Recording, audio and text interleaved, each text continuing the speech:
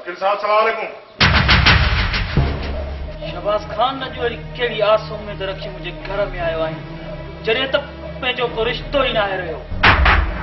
वकील साहब मां तोखां रिश्तो वठण न आया आहियूं। तोखे इहो ॿुधाइणो चाहियां त असां हिकु पाड़ेसरी आहियूं, छो त पाड़ेसरी नबियुनि खे बि प्यारो हूंदो आहे ऐं तूं अॼुकल्ह मूंसां दुश्मनी जो बि आहीं।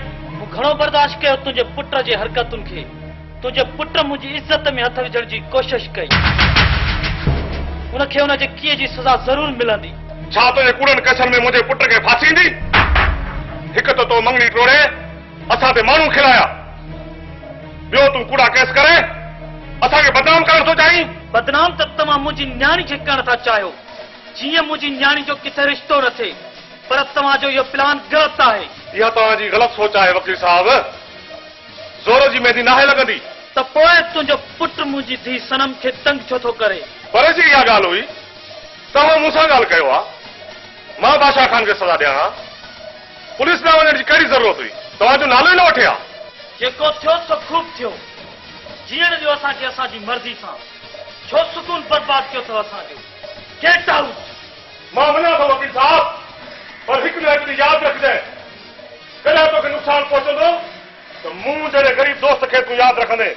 नाहे ज़रूरत मूंखे तो जहिड़े दोस्त जी।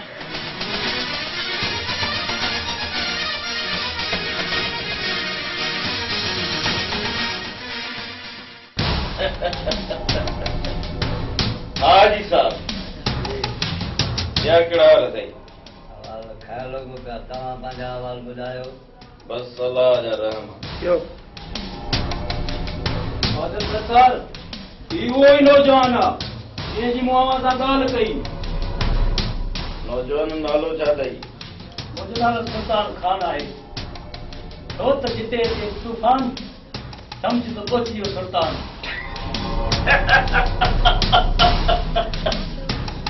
किथे उहा ॻाल्हि त न आहे जे चवंदा आहिनि त सखणी कुनी खणो उभा में।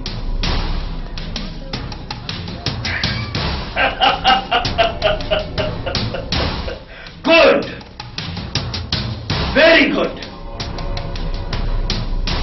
असांजे हिन कारे धंधे में तो जहिड़नि ई जानबाज़नि जी ज़रूरत आहे, पर मुंहिंजो हिकु उसूल आहे। मां चवंदो आहियां त ॾो भली कजे, पर गद्दारी न कजे, छो त गद्दार लाइ मूं वटि सिर्फ़ हिकु ई सज़ा हूंदी आहे, ऐं उहा आहे सज़ाए मौत।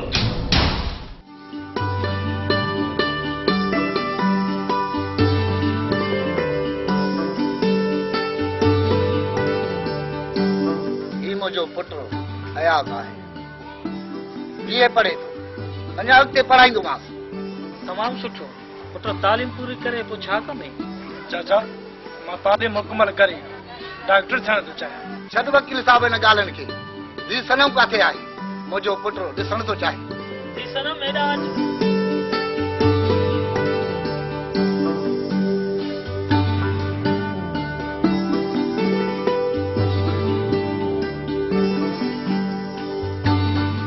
चाचा मां सनम सां कुझु ॻाल्हाइण थो चाहियां। हा बाबा, छो न? सनम ओ सनम, मां पंहिंजी ज़िंदगी जे हमसफ़र साथी सां कुझु ॻाल्हाइण थो चाहियां। खाली ॻाल्हाइण सां छा वरंदो? ॻाल्हियुनि सां त मसइलो हल थींदो आहे। कंहिंजी दिलि टोड़ण या का जोड़ी जुदा करण सुठो त नथो लॻे। तव्हां चवण छा था चाहियो? मां चवण इहो थी चाहियां त मां कंहिं ॿिए सां प्यार कंदी आहियां। मुंहिंजी ज़िंदगीअ जो हमसफ़र को ॿियो आहे। मां तव्हांखे हथ थी ॿधां, तव्हांखे पेरे थी पवां, तव्हां हितां को बि बहानो करे हलिया वञो। मूं ते इहा महिरबानी कयो।